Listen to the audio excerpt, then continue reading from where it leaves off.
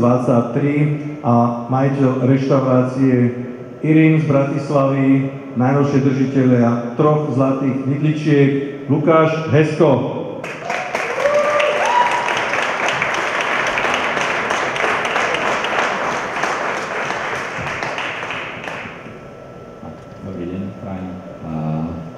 Ďakujem, že ste prišli a že ste si našli čas.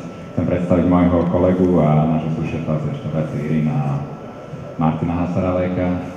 Meno je Lukáš Hesko a teda ako pán Nackým spomínal, pracujeme v reštaurácii Irín a čím sa zaoberáme je, robíme degustačné menu. A tým, že chceme ľuďom nejako sprostredkovať celý ten zážitok. A máme 9 chodov a dneska si pripravíme jeden z nich, je to konkrétne druhý chod, ktorý tej našej filozofii by mal byť vždy nejaký, že taký veľmi svieži, herbálny, minerálny a mal by asi pripraviť tých ľudí na nasledujúce chody, hej.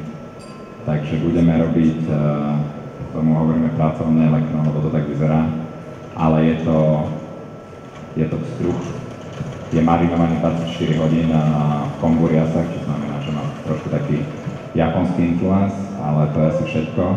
Všetky ostatné suroviny sú použité slovenské a hlavne teda celá tá idea vznikla spraviť, alebo možno, že Peťo Spevadic, s tým spolupracujeme, tak mal bylinky a na základe tých, ako sme to chutnali, tak sa nám podarilo pripraviť niečo ako zelené kari.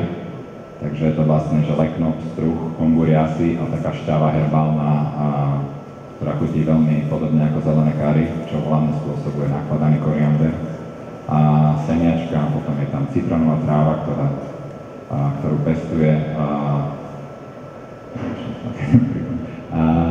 10 decit, vlastne v podstate je to veľmi jednoduché minerálne.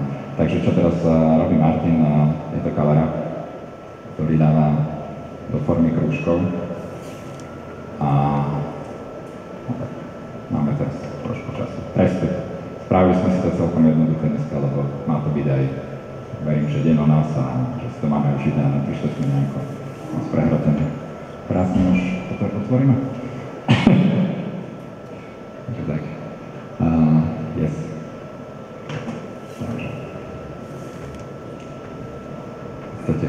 Toto verím, že nejakých 30 hodín marinovaný pstruh, ktorý sme zľahka, môžem na kameru, poprášili solou a cukrom. Zabali sme ho do komburias, trošku sme ho sparili a nechali sme ho v tom vypladnúť. Ten sol a cukor vlastne spôsobili túto textúru, ktorá je taká, že čuli. Nechceli sme to robiť úplne taký ceviče, teda nie, že by sme neverili tým rybám, ale vždy si dávame pozor na Slovensku aj tým, že keď tam prídu nejaké intolerancie alebo tehotné ženy, tak sa snažíme mať tie ryby tak spracované, aby sme prešli cez ten pojem takých baktérií. Na budúci budeme vedieť, možno budeme mať viac buličiek. Koľko máte? 65. Pomôžte.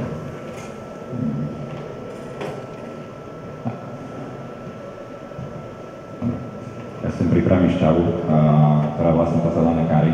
Celé to robíme uvarením komburias, čo sú vlastne japonské riasy. A varia sa na veľmi nízkej teplote, okolo 70 stupňov, varíme ich tak hodinu. Čo nám dá taký veľmi ľahký broth, taký vývar, ktorý je veľmi minerálny, taký sírový a má veľa umami.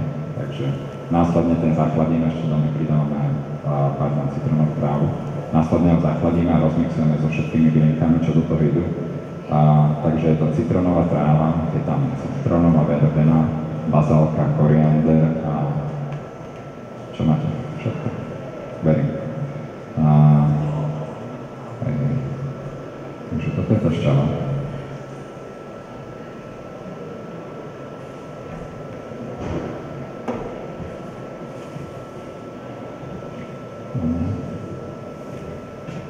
Toto je veľká podstata tých byliniek, čo vlastne pridávame do tej šťavy, plus nejaký dekor. Takže to mňa veľmi príjemný začiatok toho, tá floralita. Dobre, idem začať.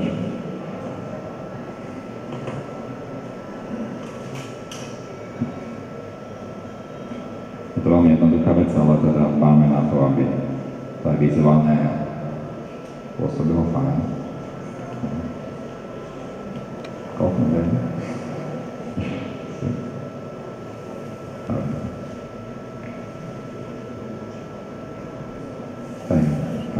Toto kombo je vlastne zamarinované ešte v octe.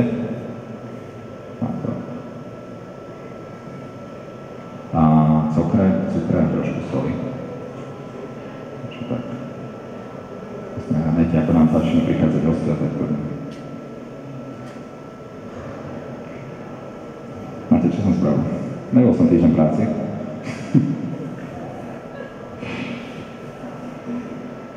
Dobre? Ty? Ďakujem Bohu. Díky.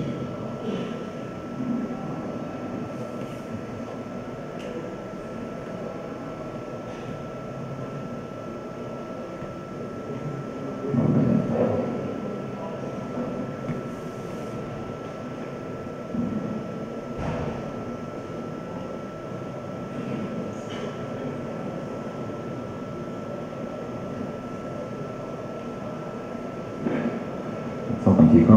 Ak máte nejaké otázky, kľudne sa pýtajte, my sme trošku koncentrovaní, je to také pracnejšie a mám mentálny výpadok z toho týždňa, čo som bol v Ríme. Som sa zamaloval do píce. Nejaké otázky? Dianka, naša ctená kolegyňa, prihlas sa, hovor.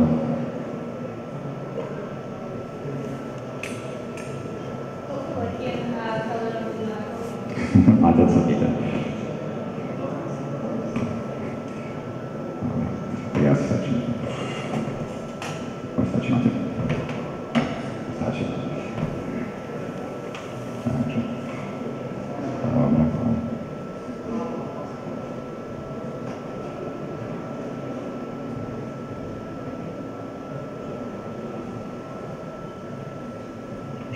Takže na kostke je to štandardne, ktoré vím.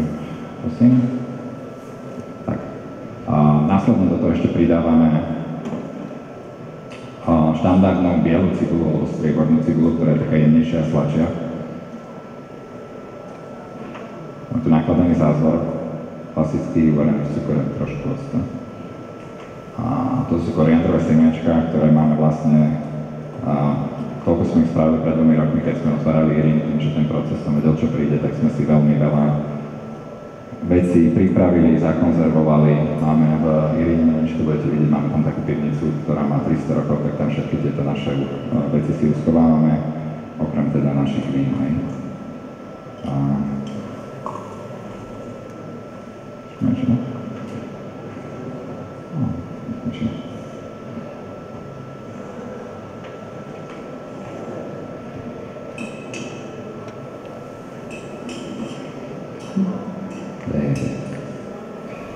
Takže trošku citrónového oleja, ktorý vlastne očistíme organické citróny, umieme ich, dáme ich s olejom a dáme ich do vakuovacích sáčkov a pomaly ich robíme na nízkej teplote, aby sa nám uvoľnil tá fajba.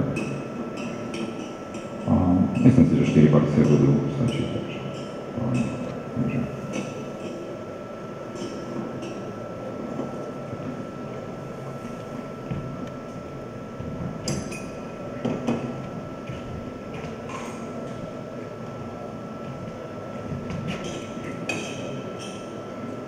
veľmi jednoducho dáme často marinovaného mesa na stole kanina.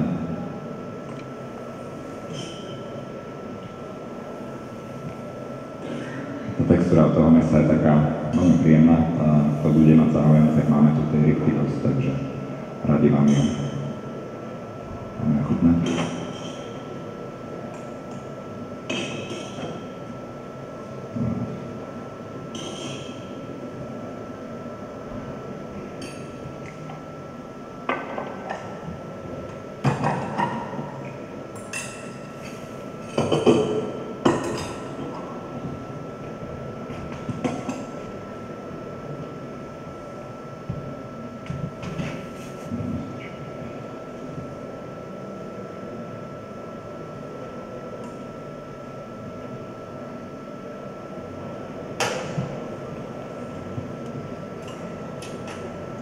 Teraz dávame ešte trošku citrónového oleja na to. So, yes.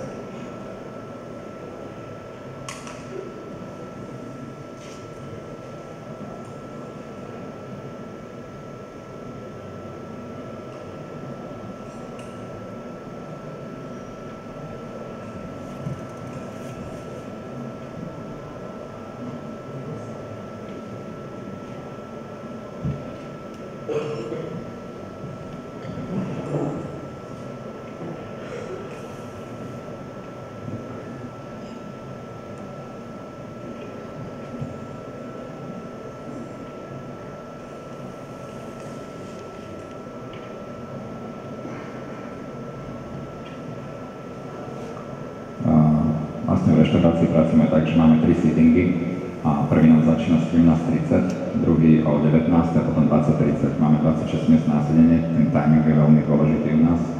Čiže my už ako vidíme prikázať hostí, štartujeme snackom, čo máme teda, momentálne máme takú, že kváskový chlieb, taký mini, sú v tom udené huby, tým štartujú, je to veľmi dobré, že s bublinkami a tak a samotný ten pocit je dobrý, keď niečo horúce dostaneme ešte v týchto mesiacoch.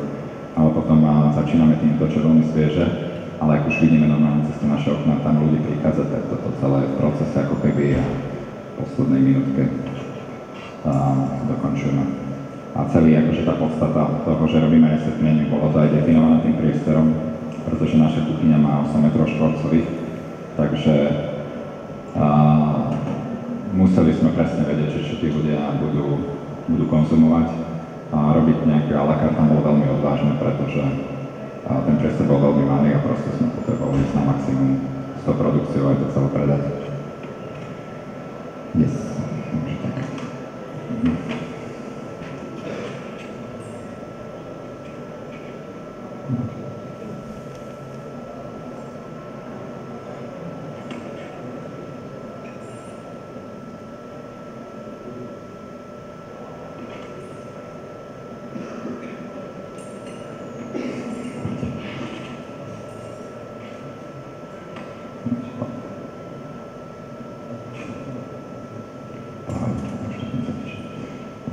Čiže takto to dávam pred našich hostí.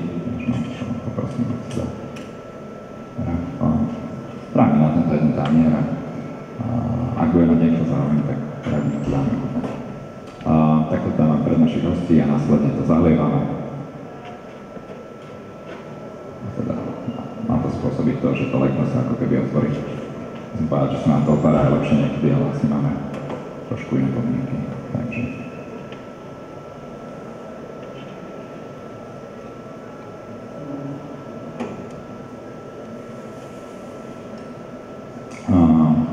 niekto vnímavý a celá naša filozofia aj platingu je vždycky, že vo veľa, teraz to nie je v tej prezentácii, ste mohli vidieť, veľa pracujeme, čo je pre nás také signifikantné s tvarmi kruhu, pretože kruh je dokonalý tvar v filozofii našej a veľa našich vecí má pre nás kruh a celé to jedlo má byť veľmi jemné, neutrálne, nerušené a to spôsobuje kruh, takže tak.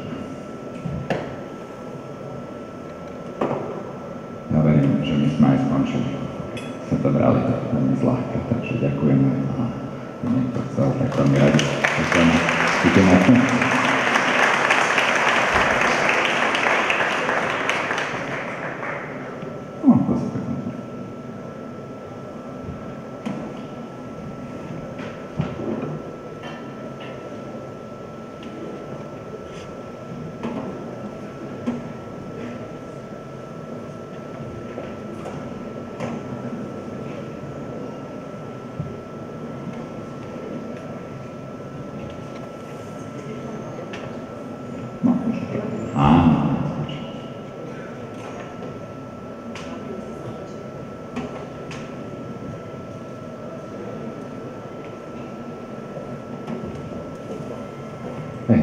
A niekto, to by si rád dal druhý kok bez prvého a ďalších 7.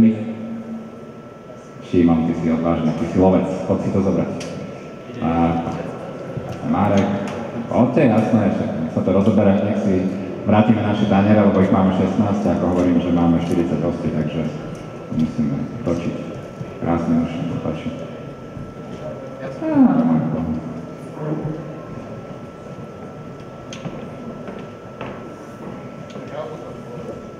Máme tu lyžice, máme.